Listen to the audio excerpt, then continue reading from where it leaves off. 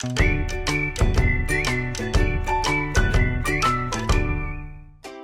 kids! Welcome back to POF Kids Church Online.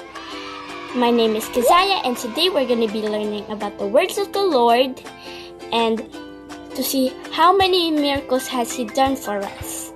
I hope you're ready for praise and worship. Let's go!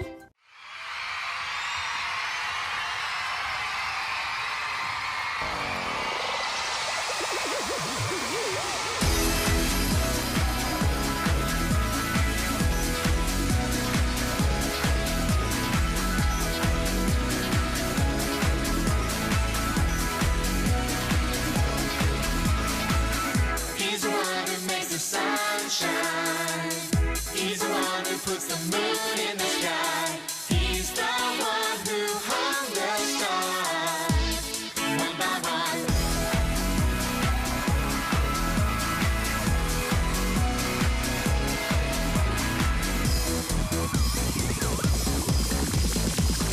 He's the one who makes the birds sing. He's the one who makes your dreams so high. He's the one who makes me smile. Day by day, Jesus, you're my superhero. You're my star, my best friend. Jesus, you're my superhero. You're my star, my best friend. Yeah, yeah, yeah, yeah, yeah, yeah. Better than Spider-Man. Yeah, yeah, yeah, yeah, yeah, yeah. Better than Superman. Yeah, yeah, yeah, yeah, yeah, yeah. Better than Batman. Yeah, yeah, yeah, yeah, yeah, yeah. Better than anyone. Jesus, you're my superhero. You're my star, my best friend. Jesus, you're my superhero. You're my star, my best friend. Jesus, you're my superhero. You're my star, my best friend. Jesus, you're my superhero. You're my star, my best friend. Yeah, yeah, yeah, yeah, yeah, yeah. Better than Yu-Gi-Oh!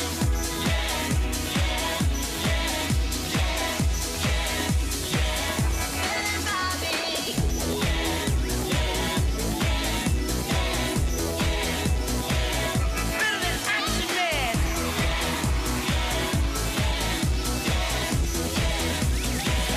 Better than anyone. Jesus, you're my superhero. You're my star, my best friend. Jesus, you're my superhero. You're my star, my best friend. Hey kids! Welcome back to Kids Church Online. Are you ready to sing praises to God? I can't hear you. Okay, let's sing together. I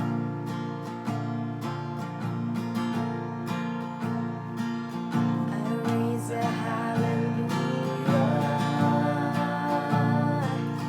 in the presence of my enemies. I raise a hallelujah louder than the unbelief.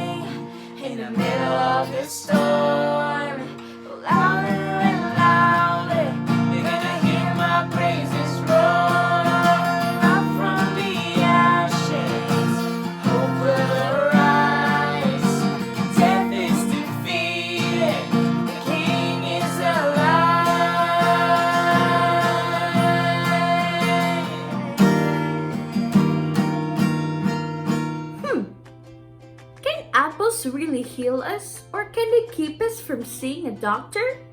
Apples are a good source of fiber and they have some nutrients too, but compared with other fruits, they are relatively low in vitamins. Apples are still a better choice than any other candy or junk food for snacks, but they have a little evidence to suggest that they have healing powers. That's not the case with God. The Bible is full of stories of men and women who experience God's healing. Jesus has the power to restore sight, to make the disabled walk again, to cure every sickness and diseases, and a lot more. Jesus can also heal a broken heart and a broken spirit, and He is still doing miracles today. God cares for you, for me, and for everybody in this world. He cares about the things that we weigh on our mind and on our body. When we feel sick, when we feel down or broken, take our prayers to God and He will listen and heal us. Hi kids! Welcome back to POF Kids Church Online. Again, I'm teacher Rachel. And kids, would it be amazing if one food could keep you out of doctor's office for life? If the old saying, an apple a day keeps the doctor away, was true, how many of you would eat an apple every day the rest of your life? Are there any kids who dislikes apples? How many of you would be willing to tolerate an apple a day if it means never going to the doctor? Think about it, kids. No more cold stethoscopes on your chest and back. No more wooden thong with pressors sticking in your mouth. No more ear exams. No more hammer on the knees testing your reflexes. No more gross tasting medicine. And best of all, no more shots. How many of you would take that bill? Sad to say, an apple a day is not going to keep the doctor away. Apples have fiber and some nutritional content. And all in all, they are better snack than candy or chips. But anyone who thinks apples are all cure for all illness and diseases is sadly mistaken. God didn't give us a cure-all fruit to keep us healthy. He's given us the wisdom to learn about what keeps us healthy. He's given us the ability to learn about the human body and to train doctors to fix what ails us. But that's not all God's given us. God, you see, likes to work miracles, and God has the power to do what even doctors can't. Doctors can heal some wounds and some diseases. God can heal anything, physical or spiritual, that wears us down.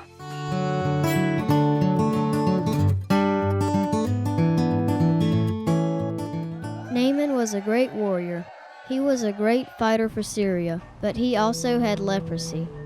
Leprosy is a disease where you would get sores that would eat away your skin. Leprosy has no cure, so anyone who got it would have to go and live alone with other lepers so they would not give it to someone else. Eventually, the person would die from this disease. Naaman's wife had a servant girl who had been captured from the Israelites by the Syrian army. I know of a prophet in Samaria that can heal Naaman of his leprosy.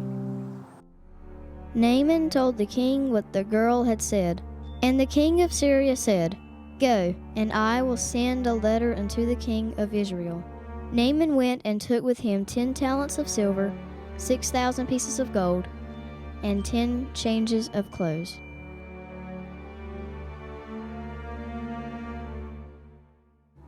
The letter said, "Now when this letter is come unto thee, behold, I have therewith sent Naaman my servant to thee, and thou may recover him of his leprosy." The king of Israel was not happy with the letter. Am I God, to kill and to make alive, that this man send to me to recover a man of his leprosy? How can I cure his leprosy? See how he seeks a war against me. Elisha the prophet heard of this and sent a letter to the king of Israel. The letter said, "Let him come now to me, and he shall know that there is a prophet in Israel."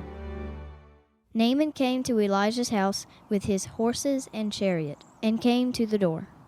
Elisha sent a messenger to him. Go and wash in the Jordan River 7 times, and your skin will come again to you, and you will be clean and well. Naaman did not like this. I thought he would surely come out to me and stand and call on the name of the Lord his God and strike his hand over me and recover me of this leprosy. Is not Abana and Pharpar, rivers of Damascus, better than all the waters of Israel? Why can't I wash in them and be clean? Naaman was not happy when he left.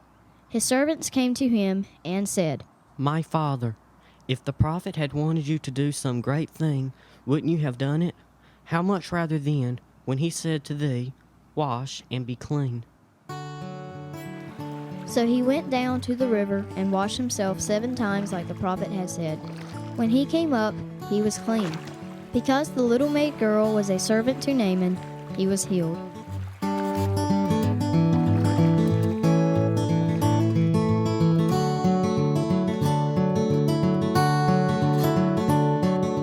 Kids, in the story, Naaman was afflicted with a terrible disease.